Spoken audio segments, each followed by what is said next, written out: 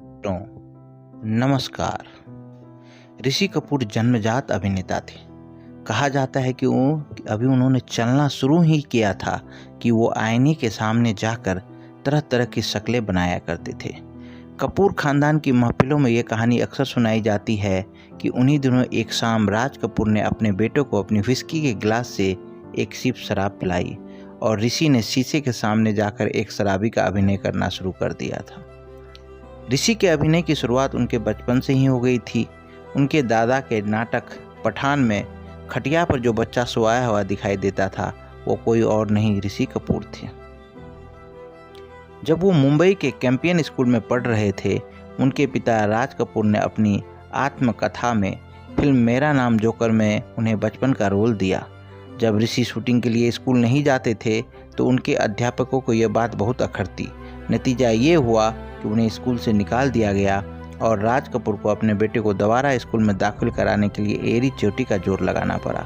वैसे कपूर खानदान में इस तरह स्कूल छुड़वाकर अभिनय करवाने की पुरानी परंपरा रही है। राज कपूर के भाई शम्मी कपूर ने भी अपनी पढ़ाई छोड़कर शकुंतला फिल्म के लिए शूटिंग शुरू की थी।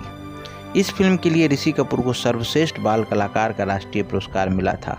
बाद में उन्होंने अपनी आत्मकथा खुल्लम खिल्ला में लिखा था, जब मैं मुंबई लौटा तो मेरे पिता ने उस पुरस्कार के साथ मुझे अपने दादा पृथ्वीराज कपूर के पास भेजा।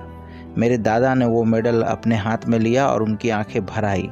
उन्होंने मेरे माथों को चूमा और भरी हुई आवाज़ में कहा, राज ने मेरा कर्जा उतार दिया। 70 और 80 के दशक से ही चिंटू की इमेज जर्सी पहने गाना गुनगुनाते एक हाथ में गिटार और दूसरे हाथ में एक हसीन लड़की की काशनोवा की बन गई थी। अपने अभिनय करियर के आखिरी चरण में कहीं जाकर उन्होंने इस इमेज से छुटकारा पाया था और वो अलग अलग तरह के किरदारों में भी दिखाई पड़े थे। हम तुम का रूठा हुआ पति हो, फिर स्टूडेंट ऑफ द ईयर का चंचल अध्यापक, या फिर डी डे का डॉन, या अग्निपथ का दलाल, या फिर कपूर एंड सन्स का 90 साल का शरारती बूढ़ा हो। ऋषि कपूर ने विविधता के नए आयाम कायम किए थे। मुल्क फिल्म में उनके एक नेशनलिस्ट मुस्लिम के रोल ने पूरे भारत को हिला कर रख दिया था। राज कपूर की फिल्म बॉबी में ऋषि को पहली बार राष्ट्रीय पहचान मिली थी। राज कपूर ने इस फिल्म में अपने बेटे को एक ऐसी इमेज में ढाला जिसने कम से कम अगले 2 वर्षों तक उसका साथ नहीं छोड़ा। राज कपूर की खासियत थी कि वो बदलते हुए वक्त की मांग को पहचानते थे। बॉबी में उन्होंने ऋषि कपूर को ओवर साइज सन ग्लासेस पहनाए। उनके स्कूटर का हैंडल कुछ ज़्यादा ही लंबा था और उनके दोनों तरफ साइड मिरर लगे हुए थे जिनमें उनके बेटे का चेहरा दिखाई देता था। वो स्कूटर भारत की बदलते हुए मूल्यों की नामंदगी कराता था और ताजगी, ऊर्जा और आधुनिकता का प्रतीक भी था। इस फिल्म में ऋषि कपूर से बेहतरीन काम लेने के लिए उनके पिता ने कोई कसर नहीं रख छोड़ी थी। ऋषि कपूर ने अपनी आत्मकथा खुल्लम खुल्ला में लिखा था, कैमरा रोल होने से पहले मेरे पिता मुझे इतना रिहर्सल करवाते थे जिसकी आप कल्पना भी नहीं कर सकते थे। उस फिल्म में अचला सचदेव मेरी माँ बनी थी। मैं उनके साथ फिल्माए गए उस दृश्य को कभी नहीं भूल सकता। वो मेरे गाल पर कई थप्पड़ रसीद करती हैं। पापा ने उनसे कहा कि आपको सीन को जानदार बनाने के लिए चिंटू को जोरदार थप्पड़ मारना होगा। उन्होंने इस सीन को 9 बार रीटेक कर लिया और जब सीन ओके हुआ मेरा गाल नीला पड़ चुका था और मेरे आंसू थम ही नहीं रहे थे। 1973 में जब बॉबी रिलीज हुई तो उसने पूरे भारत में तहलका मचा दिया। ऋषि कपूर जहां भी जाते उन्हें रॉक स्टार की तरह घेर लिया जाता। उनको नेशनल स्वीट हार्ट कहा जाने लगा।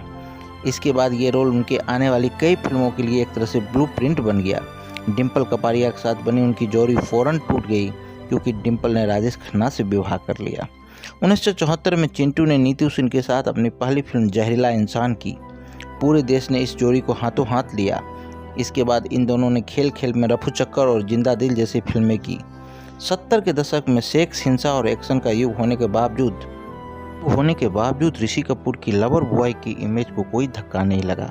ये तब था जब यंगरी यंग में अमिताभ बच्चन की हर जगह तूती बोल रही थी। ऋषि कपूर के साथ कई अभिनेत्रियों ने तो या तो अपने करियर की शुरुआत की या फिर उनके साथ की गई फिल्म उनके करियर को कहीं ऊपर लेके गई। काजल किरण, शोभा आनंद, जया प्रदा, नसीम, संगीता बिजलानी और पाकिस्तानी अभिनेत्री जेवा बख्तियार की पहली बड़ी फिल्म के लीड हीरो ऋषि कपूर ही थे। नीतू सिंह की ऋषि कपूर से जब पहली मुलाकात हुई थी वो सिर्फ 14 साल की थी। बाद में नीतू सिंह ने मधु जैन को दिए गए एक इंटरव्यू में कहा था, उस ज़माने में चिंटू की कोई गर्लफ्रेंड हुआ करती थी। वो फ़ोन पर उनसे मेरी बात किया करते थे। कभी कभी मैं उनकी तरफ से उनको फ़ोन करती थी। जब मैं 17 साल की थी तो उन्होंने मुझे पहली बार मुझसे आके कहा कि वो मुझे मिस करते हैं। नीतू सिंह ने आगे बताया कि एक बार ताज होटल में खाना खाने के बाद उन्होंने मुझसे पूछा था, क्या तुम शादी नहीं करना चाहती? मैंने कहा था हाँ, लेकिन किससे करूं?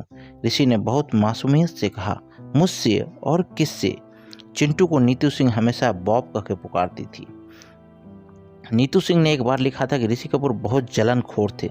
मुझे पता है कि मैं किसी के बहुत नज़दीक नहीं जा सकती क्योंकि चिंटू फौरन बुरा मान जाते। यहाँ तक कि मेरे बेटे रणबीर से मेरी नज़दीकी को चिंटू को पसंद नहीं करते। एक ज़माने में वो बहुत शराब पिया करते थे, तो वो शराब के नशे में वो सब बात कह जाया करते थे जो उनके दिल में होती थी। यहाँ तक कि वो उस लड़की तक के बारे में बता देते थे जिसमें उन दिनों उनकी रुचि हुआ करती थी। ऋषि कपूर ने अपने चाचा शशि कपूर की तरह कभी भी रविवार को काम नहीं किया। रविवार उनके लिए परिवार का दिन होता था। लेकिन शशि कपूर के ठीक विपरीत वो बहुत कड़क और अनुशासन प्रिय पिता थे और अपने बच्चों से बहुत कम बात करते थे। जब चिंटू छोटे थे तो उनकी भी अपने पिता के सामने आवाज़ नहीं निकलती थी। ऋषि के बारे में मशहूर था कि वो थोड़े कंजूस थे, उन्हें लोगों का उपहार देना पसंद नहीं था। ऋषि कपूर ने चरित्र अभिनेता के रूप में जिन किरदारों को निभाया उनके साथ हमेशा न्याय किया। लता मंगेशकर ने बिना वजह ये नहीं कहा था कि वो कपूर खानदान के सबसे होनहार अभिनेता थे। उनके अभिनय की खासियत थी कि उनका एफर्टलेस यानी सहज होना। आज के युग में एक रोमांटिक हीरो के लिए न सिर्फ अच्छा दिखना जरूरी है बल्कि दुबले पतले होना भी उतना आवश्यक है। ऋषि कपूर हमेशा ओवरवेट रहे, लेकिन तब भी युवाओं के बीच में उनका आकर्षण कभी भी कम नहीं हुआ। चरित्र अभिनेता का अपने दूसरे अवतार में भी ऋषि कपूर को उतनी ही वाहवाही मिली जितनी 70 के दशक में मिली थी जब उन्होंने अपने करियर की शुरुआत की थी। मित्रों, 4 सितंबर को ऋषि कपूर की जन्मतिथि थी।